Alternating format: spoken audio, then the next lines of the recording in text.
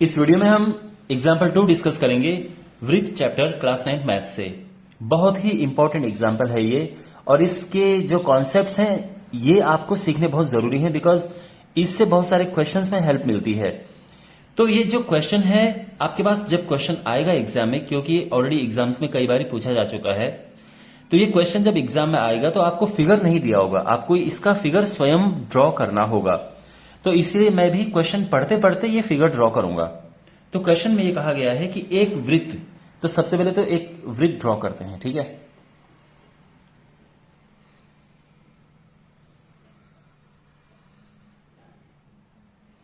Okay, इसकी दो प्रतिच्छेदी जीवाएं व्यास से समान कोण बनाएं। तो व्यास यानी यह है डायमीटर, तो ये तो हमने बना दिया व्यास, और जो जीवाएं हैं वो प्रतिच्छेदी इसके साथ कोण बना रही हैं, काट रही हैं। तो देखो, एक जीवा होगी ये,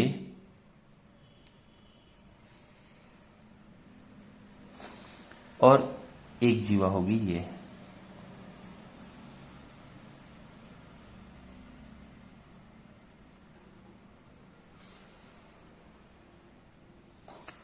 ठीक है, और ये जो है इसके साथ समान कोण बना रही है, यानी ये कोण और ये कोण आपस में बराबर हैं। इतनी ही इंफॉर्मेशन क्वेश्चन में गिवन है, और हमें क्या प्रूव करना है कि ये जीवाएं बराबर लंबाई की हैं। तो ये जो जीवा है ये हम ले लेते हैं इसको ए बी, ये हो गया सी डी, और ये जो बिंदु जिस पे काट रहे हैं उसको हम ए नाम दे देते हैं, और ये वृत्त का जो केंद्र है उसको ओ नाम दे देते हैं। ठीक है, तो क्या दिया है, और ये जो इसकी डायमीटर है ये हो गया पी क्यू। तो दिया क्या है कि ये और ये कोण बराबर हैं आपस में, यानी एंगल बी ई क्यू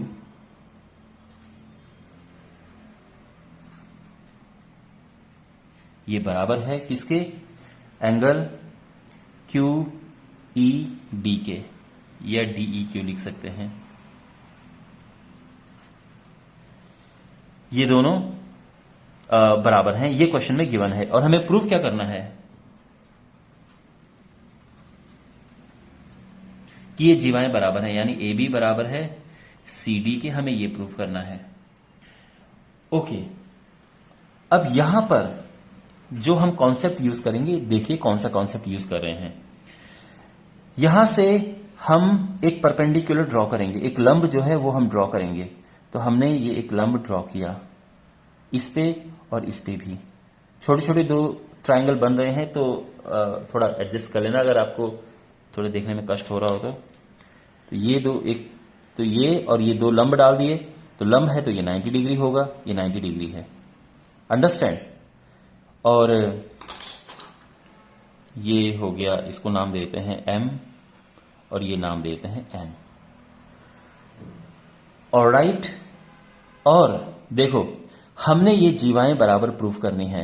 अगर हम ये प्रूफ कर पाए कि OM और ON आपस में बराबर हैं, अगर हम ये और ये आपस में बराबर प्रूफ कर पाए तो हम जीवाओं की लंबाई भी बराबर प्रूफ कर देंगे। क्यों?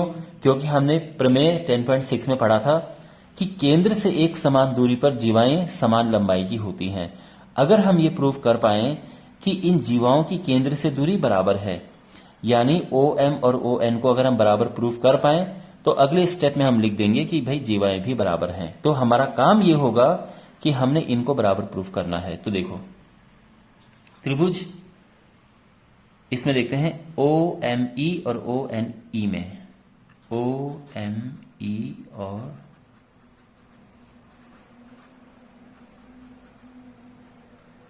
में, इन दोनों त्रिभुजों में देखिए। अब यहां पर ये एंगल और ये एंगल बराबर है, तो एंगल OME बराबर है एंगल ONE के, क्योंकि दोनों 90 डिग्री हैं।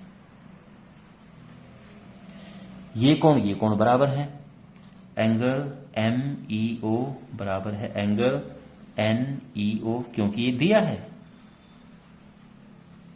क्वेश्चन में तो दिया है कि ये कोण बराबर है। और जो EO है ये दोनों के लिए बराबर है, ये जो है ये दोनों के लिए कॉमन है, ओके, उभयनिष्ठ है। तो यहां पर आप नोटिस करेंगे कि एंगल साइड प्रॉपर्टी से ये सर्वांग सम हो गए हैं। तो आप लिख सकते हैं कि ट्राइंगल ओ एम ई जो है ये सर्वांग सम है ट्राइंगल ओ एन ई के। कौन सी प्रॉपर्टी लगी इसमें?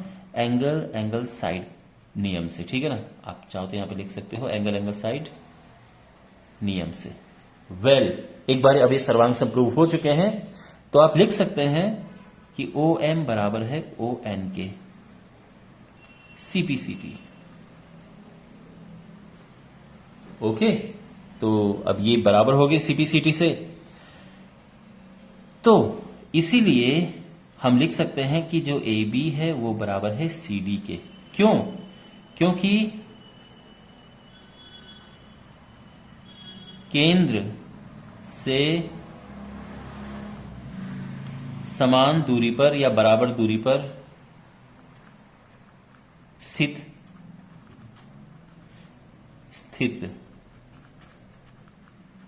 जीवाएं समान लंबाई की होती हैं या बराबर होती हैं, आप कह सकते हैं, ठीक है ना। Hence proved. तो आई होप आपको समझ आया होगा ये, और ये it is very important. Okay, इस पे बेस्ड बहुत सारे क्वेश्चंस बनते हैं और बहुत सारे क्वेश्चंस एग्जाम में भी पूछे जाते हैं। तो मैं उम्मीद करता हूं कि आपको समझ आया होगा। अब मिलते हैं अगले क्वेश्चन में।